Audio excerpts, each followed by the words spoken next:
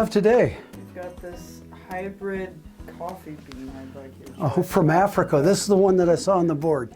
Great, I'm looking forward to it. Hello, New Horizons. It's great to see each one of you today. Glad you could be here in the coffee shop again with me. You know, we've been talking about in church about having a comeback, a place where you can reverse the spiritual curses in your life. I think so many people feel like they've lived a cursed life. Sometimes nothing seems to work out and the things keep getting worse and worse and worse rather than better, better, better.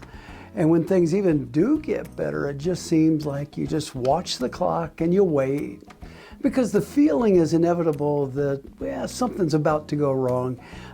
Because as they say, nothing can be this good for this long, this many times.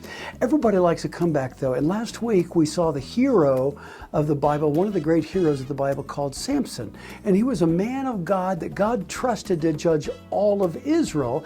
But Samson had a problem. He's what we might call today as a player.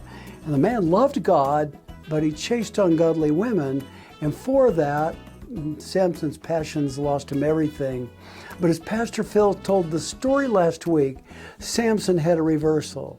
Now, no one likes to see someone who's on the losing side of things, but, well, we all like to see somebody who was on the losing side and then got things under control or things got reversed and they make their way back. We love those stories.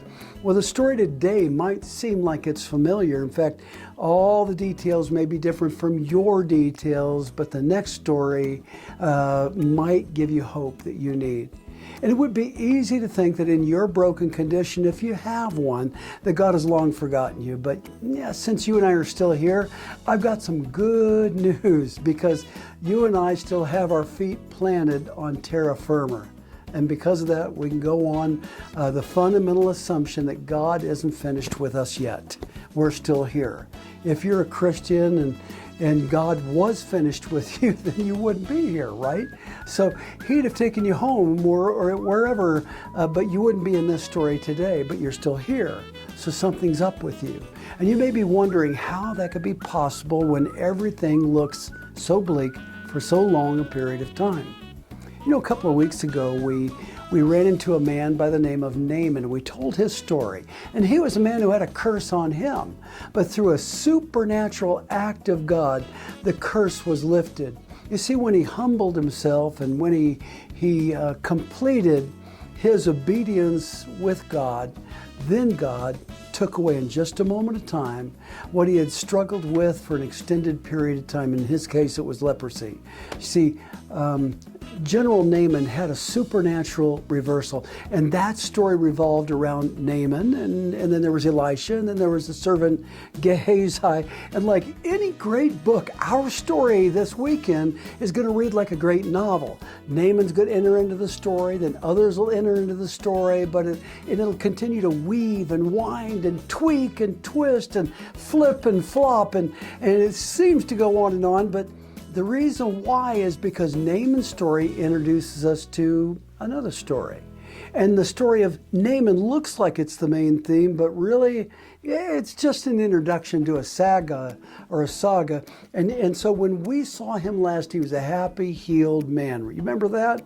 I mean, but then again, you would be if you had $4 million in one pocket and a miracle in the other pocket. But in fact, I would be. But what I want you to know, and I want you to know the truth, is I was a little kerfluffled and amazed after I heard the story last week about Samson, because I'm always amazed at how much grace and mercy our God has.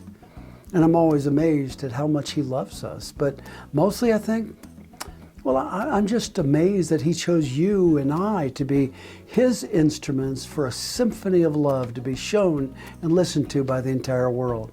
Well, I can't wait till this Sunday, and you're going to love what God does and how he uses everyday people like you and like me to be participators of his miraculous hand. And he's still a miracle worker, and I'm so thankful to God for that. I'll tell you what, let's get together at church this week, and I'll tell you Gehazi's story. It'll become like what you heard the old radio guys say, the rest of the story. And let's see if your story doesn't coincide with his. I'll look for you this week. Hey, by the way, bring a friend. God bless.